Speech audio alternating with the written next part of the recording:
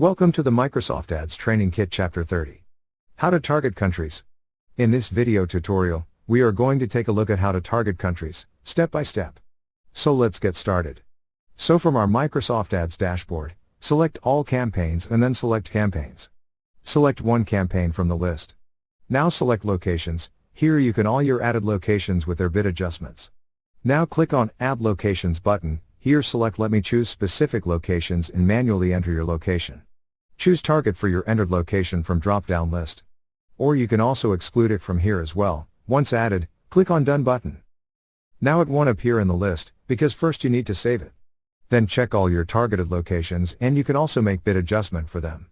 Select Increase by or Decrease by and enter your percentage. Once done, click on Save button. Now you can see that your new location has been added successfully with new bid adjustment. So this is how you can target countries. Thank you for watching.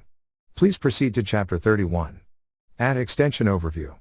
Inside that video, we are going to take a look at ad extension, step by step. See you in the next tutorial.